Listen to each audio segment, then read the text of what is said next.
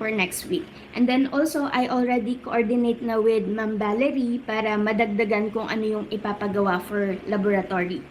Okay? So, now, about blood typing, I think nakapag-blood typing na kayo way back in Human Ana. So, this is just an refresher na lang and to familiarize. Kasi in drawing blood, or pag nag-extract tayo ng blood, much better na alam natin kung ano yung blood type ni patient. Kasi baka mamaya nagkulang ng dugo si patient, at least tayo as healthcare workers, alam natin kung ano yung possible na ibibigay or sasabihin doon sa nurse in charge na ito po yung blood type ni patient, ganyan, ganyan. Okay? And blood type, nawalan ulit ng net. Nag-jump yung net ko. Okay, so here is the blood type. So most likely 38 of the population, we have O positive. And then 7 is the O negative, 9% is the B positive, 2% is the B negative. So 34% usually they are A positive, and then 6% A negative, AB positive is 3%, and then AB negative is 1%. So, ito yung pinaka-rare. Ito naman ang universal donor natin. So, sa blood type natin, I don't know if all of you know your blood type. That's very important kahit hindi ito about plebo. As an individual, mas maganda alam natin yung blood type natin. Okay? So, sa blood type natin, your blood type is established before you are born. So, genetic to. Na-inherit or nakukuha natin sa parents. So, kunyari, si mother is O positive, then si father is O negative. So, ang ano natin, you inherit one gene from the mother and the other one is from your father. So, napaka-imposible na kunyari ito, si O positive, O negative, tas biglang naging AB negative. So, dito medyo doubtful na siya. Kasi usually, the combination of the genes from your mother and father, usually, dapat is magiging either, magiging O siya. O negative, O positive.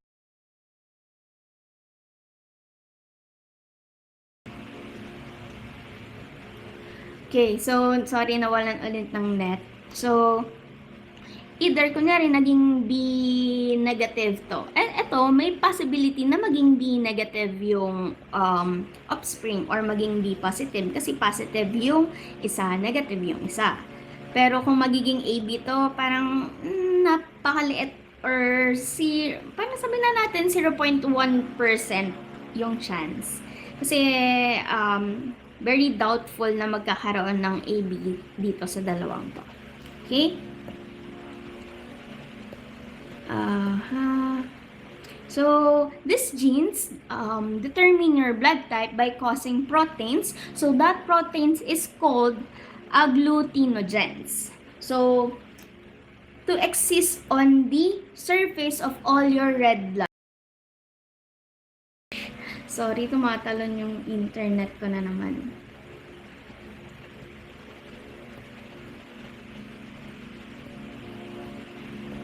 Then, we have the blood cells. May mga markers po sila. So, ang markers natin, also blood cell have different markers on their surface. So, these markers is what we call antigen. Yung markers na to is antigen yung tawag natin. It can be A or B. So, different combination of these antigens result in different blood type. So, later on, may table tayo dyan para ipakita. So, we have Rh positive antigen. Hindi to red horse, guys, ha? Iba to. So, this one is a blood type, another antigen clinically significance of the antigen. So this antigen is used to identify RH. RH is what we call rhesus factor. So pag sinabi nating rhesus factor, identifier yan ng antigen. So pag sinabi natin RH positive, ibig sabihin meron siyang presence of the antigen.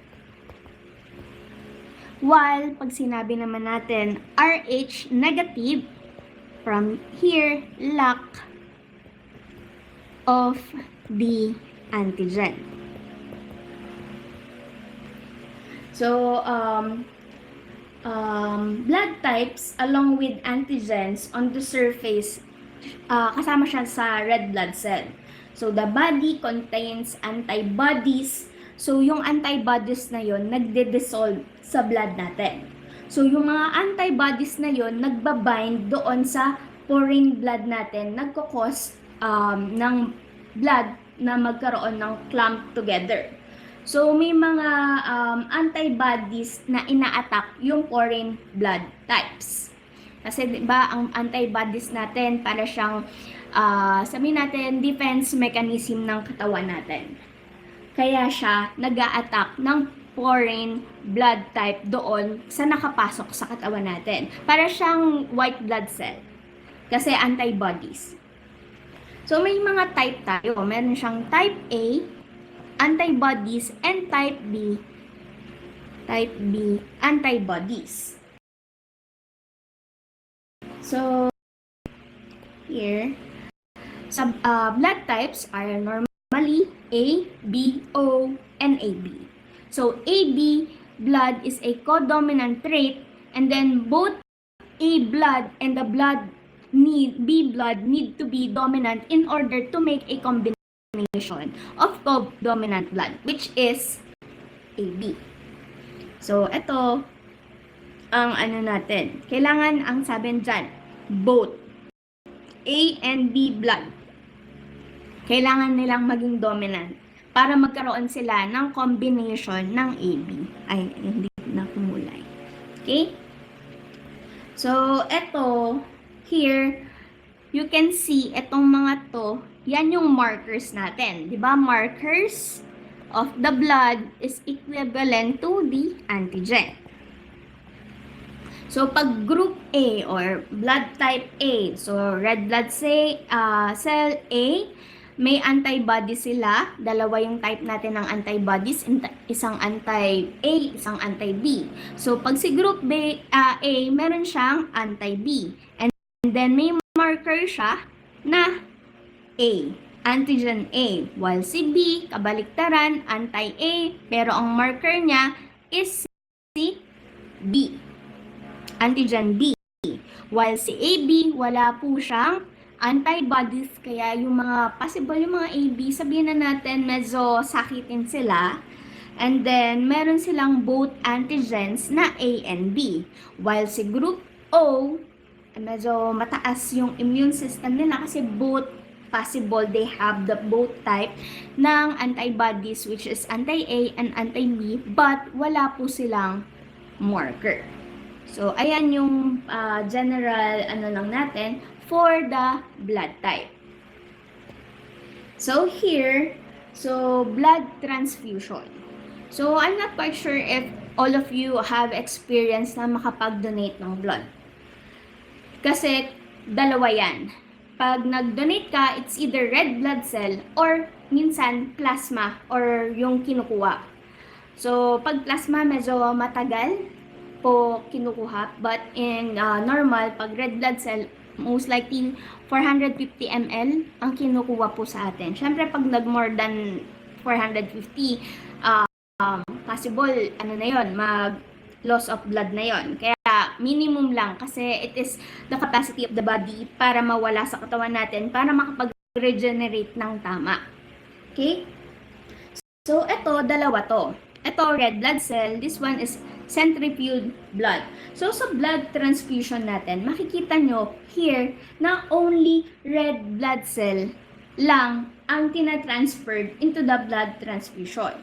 So, yung antibodies neto in the plasma are separated from the red blood cell using centrifuge. Machine po ito na doon nilalagay yung nakuha na dugo. So, doon ma-separate yung plasma, white blood cell, platelets, and the red blood cell. Sa blood centrifuge, yung blood contains, makikita dyan, yung antibodies, which is malalaman dyan kung ano yung blood na walang antibodies. Okay? So, ayan lang naman yung natin, I think, sabi ko sa inyo, familiarization or review na lang to sa inyo kasi you already discussed it way back in Human Ana. So, here is a short video on how you are, which blood is dapat mag-donate sa ganito, anong blood type, ganyan. So, familiarization na lang ito.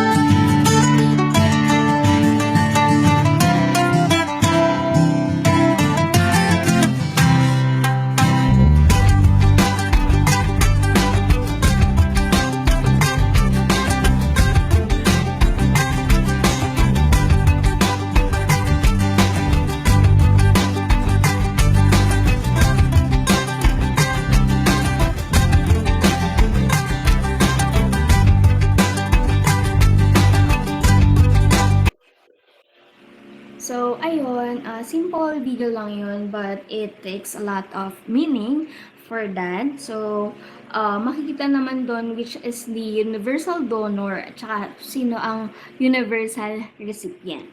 Okay? So, ayun lang for the blood typing. Do you have any question for the blood type? Para mabalikan natin before I proceed with the intradermal injection. Questions po ba, guys? May mga kailangan ba i-clarify? Okay. So, ayan, wala naman.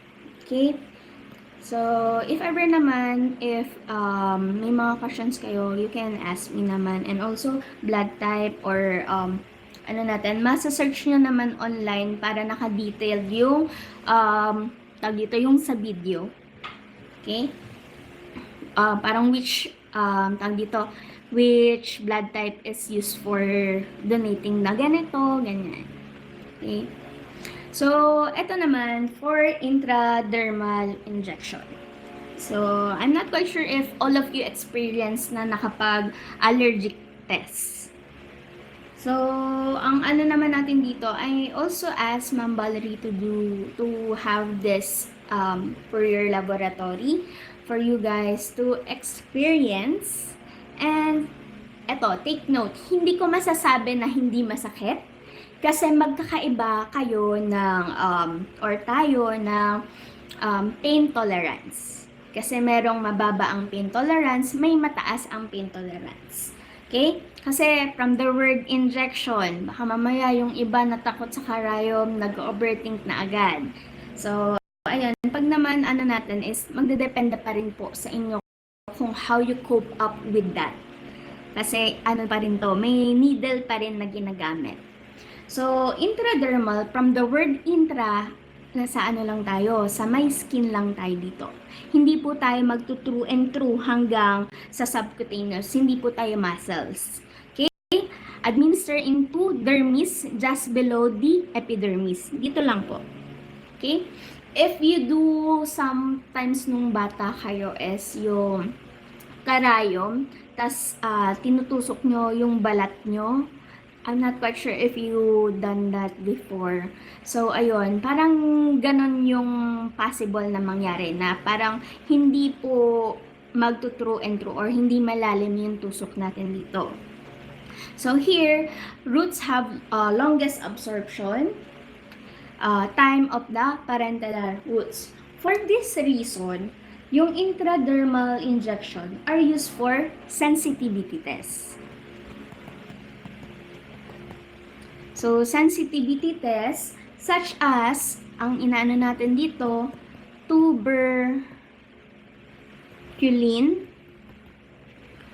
and allergic test. Or sometimes, pwede din pong gamitan natin ng sa local anesthesia. So, ayan. Medyo may mga advantage din naman tayo for intradermal route kasi for this test, the body's reaction is substance easily visible. Pag sinabi natin easily visible, makikita agad natin kung ano yung reaction ng katawan natin to that certain gamot, contrast na mai-inject sa atin. Kaya sa sa sa RadTech, may test dose tayong ginagawa. Iba ang test dose sa skin testing ha. Ang test dose kasi, pag sa contrast, nagbibigay lang tayo like 3 cc to 5 cc amount of contrast bago mag-proceed doon sa full dose ng contrast. Ito yung parang time kung kailan nalalaman natin kung allergy yung pasyente sa contrast. But in some institution, they do intradermal injection. So, syempre, hindi ko masasabi, depende yan sa policy ng ospital. And then here, since nga visible agad, take note nyo to ha, babalikan natin yan mamaya. So, here are the common site kung saan po tayo intradermal. So, dito sa natin, usually forearm, upper back, and then yung under ng scapula. Ginagamit natin dyan is tuberculin syringe. Maliit lang po to, 1 cc lang yan. With 26 to 27 gauge needle. Dito, sa needle sizing natin or sa gauge natin, pag mas mataas yung number, tandaan, 7 yan. Pag mas mataas yung number, mas maliit yung needle. Then, pag mas mataas mas mababa yung number, mas malaki yung needle. Yan. Magkaiba siya. So, opposite siya. Mas mataas, mas maliit yung needle size. Mas mababa, mas malaki yung needle size. Okay? So, back to intradermal, ginagamitan lang po natin ng 0.5 cc or ml. Kalahati lang po ng mismong syringe. Kasi usually, yung tuberculin syringe natin is 1 ml or 1 cc. Kalahati lang siya. Okay? Hindi mo kasi ipupush lahat yun doon sa may dermis natin. Sa dermis natin. So here, kailangan naka-angle tayo ng mababa. Angle lang siya. Parang kunyari, ito yung arms nyo, mababa lang po yung angle. Para maiwasan natin na hindi mag-true and true yung needle. Okay? Kasi pag ganun yung angle natin, may chance yung force natin mag-true and true. So, hindi po tayo muscular yung ini-injectionan. Kailangan take note yung angle ng needle natin or for the administration. So, here, there's a different, for angulation ng needle. So, 90-72 degrees intramuscular. Also, for 90 and 45 degrees subcutaneous, and for intradermal natin is only 5 to 15 degrees. So, makikita nyo yan. Kasi, course, kasi pag nag-push tayo, most likely depende sa angle natin eh. Kaya kung skin lang po tayo, 5 to 15 lang tayo. But if you're going to have an injection, vaccine, etc., you can do the subcutaneous or the intramuscular. Okay? Then, so here are the equipments, prescribed medication, sterile syringe, usually a tuberculin syringe, calibrated with a needle 1/4 to 1/2 inch or 26 to 27 gauge. Antimicrobial, sometimes we can use alcohol swab or cotton and then alcohol if you don't have any swab. And then disposable gloves, small gauge. So, kung walang small gauge, Band-Aid, ayan, mga optional naman.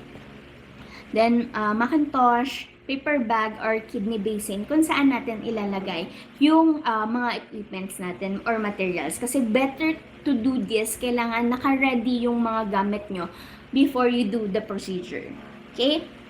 So, yan lang naman yung mga gamit. At also, tag dito, sabi ko sa inyo is magdedepende sa tolerance nyo.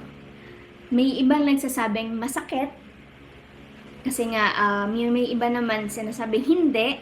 Ang iaano natin for the laboratory is only NSS. NSS is a sterile water. So, ayun. Sterile water lang naman kaysa vitamin C kasi mas kung vitamin C, mahapdi talaga siya. Okay? So, kaya ang inano ko na lang is sterile water. So, ayun again, ulitin ko, it will depend sa tolerance nyo kung masakit o hindi. Hindi ko kasi pwedeng sabihin 100% na hindi masakit. And then, hindi ko din pwedeng sabihin na 100% masakit. So, magdedepende po sa tolerance nyo. Since this is only, sabihin natin only nasa peripheral lang konti. Hindi siya sobrang deep doon sa muscular. Kaya, ayun. So, here is the video on how you can do the intradermal injection.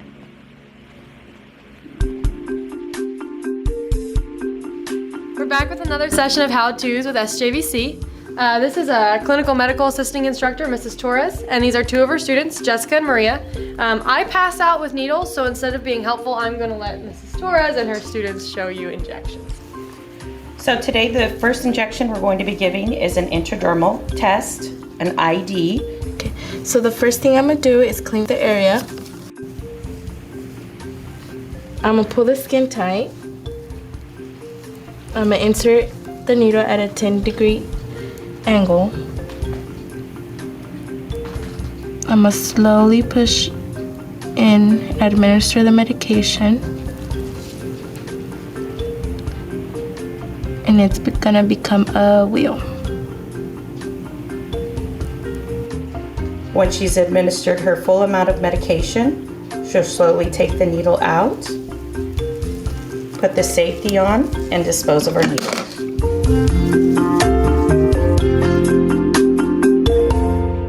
So, ayun, akala nyo sobrang simple lang, sobrang bilis lang, but take note, syempre, lahat naman is students. So, normal na may mga manginginig dyan, matatakot. Ayan, normal yon, normal. So, there's a lot of parang mga reactions pag may iba naman na parang medyo confident. So, depende. But, ito kasi ang goal natin. Nakikita nyo to? Sige, burahin ko muna.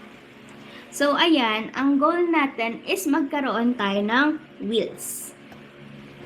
Ibig sabihin is pag nag-administer tayo ng gamot natin, is dapat magkakaroon ng ganito. So, dito, after natin, pag nakita natin ng ganyan, kailangan natin siyang bilugan sa area na yan. Para malaman natin if mag-expand. Pag nag-expand, may possibility kasi yung pasyente is allergy doon sa gamot na na-administer. Pero kung nag-subside naman or Tagalog ng nag-subside, ano naman na wala naman siya or bumalik naman sa dati at hindi siya lumagpas doon sa bilog nung mismong that's okay. Ibig sabihin, good to go na yung patient. Okay? So, ayan. Do you have any questions? Sabi sa inyo, mabilis lang. May mga questions ba kayo? What will happen po pag accidentally nagdiretso sa subcutaneous? So, since kung sa activity naman natin, water lang naman po ang ibinibigay natin. Since water is just only parang sabihin na natin it's normally absorbed in the body. So, don't worry. Ang pinaano ko naman sa inyo is the NSS. Water lang po yun. So, normal na, okay lang siya magdiretso sa subcutaneous. Ang normal na magiging niyan, masakit doon sa tinusukan kasi mas malalim yung tusok nyo. Pero if yung nakapag-administer na kayo ng mismong gamot, since NSS lang naman gagamitin natin, that's okay. Kasi water lang siya, which is parang normally absorb lang ng katawan natin. Okay? May questions pa? Guys, wag kayong matakot. Yung mga fourth year, yung mga nag-i-intern ngayon, pinagawa ko sa kanila before yun.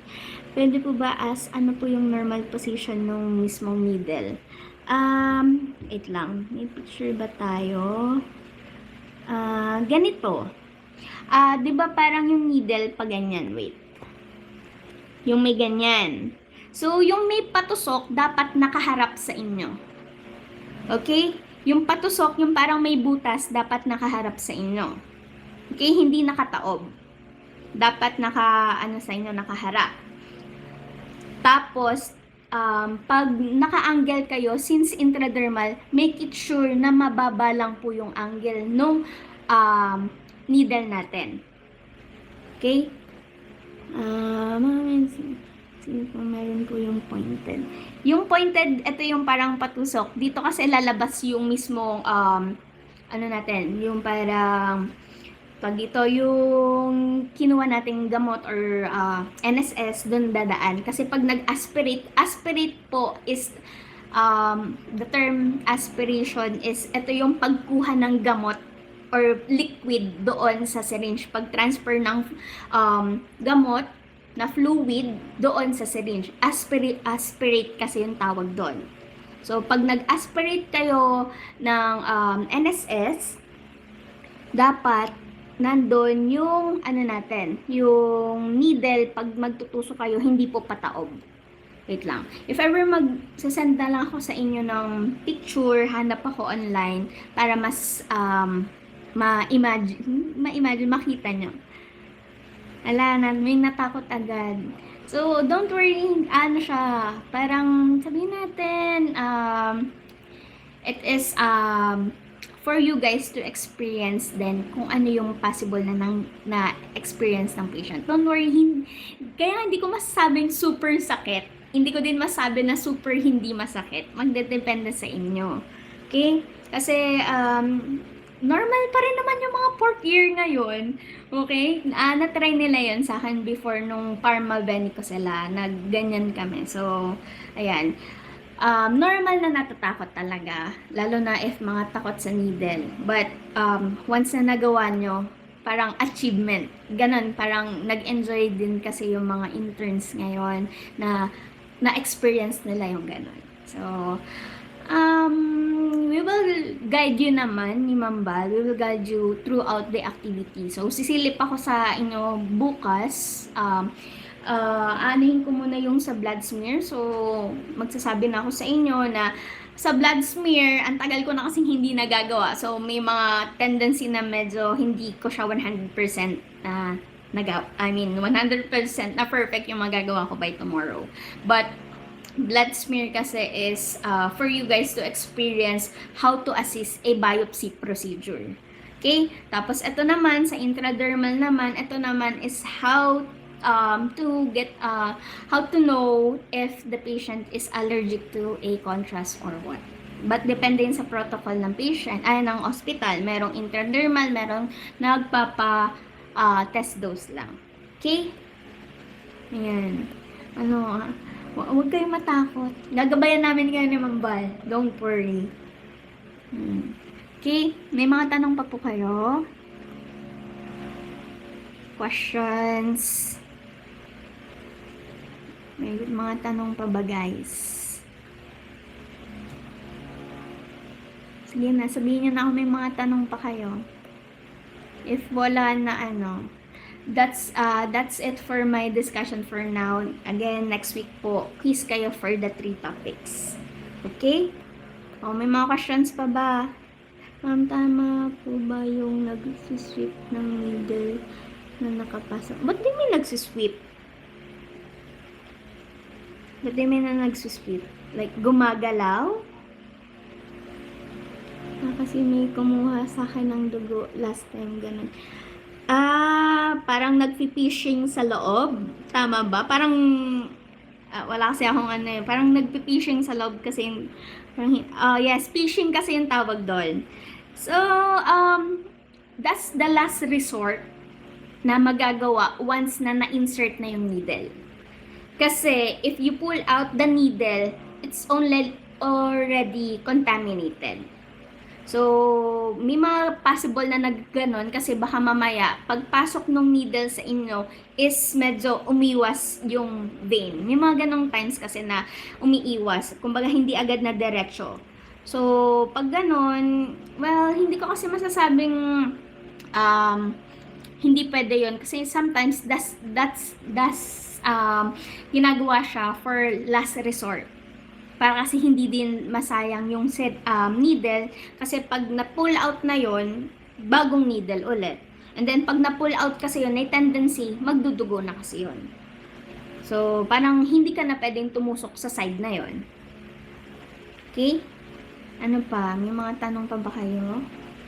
I-reserve nyo yung mga ganyang tanong pag intro to plebo na tayo. Next week, i-discuss ko na siya. And then, I will coordinate din kay Mambal on how you can do the plebo.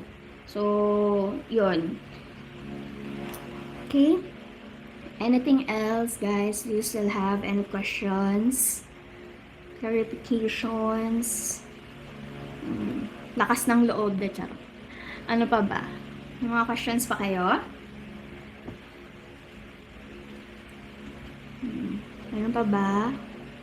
Guys, mga tanong pa ba before I end this lecture natin? Babas-bas na lang po tomorrow. Sige, hindi lang kayo babas-basan, gagabayan pa kayo. Charis. So, ayun. So, tomorrow naman, pupunta naman ako dun sa room nyo. Kabilang room lang naman kayo. Okay? Thank you, guys. If wala nang mga questions, ingat kayo pa uwi. Sa mga pauwi pa lang. And then, rest well. And then, hydrate kasi mainit. Okay? Thank you, guys, for listening. If may mga questions kayo, PM nyo na lang ako. Thank you, guys.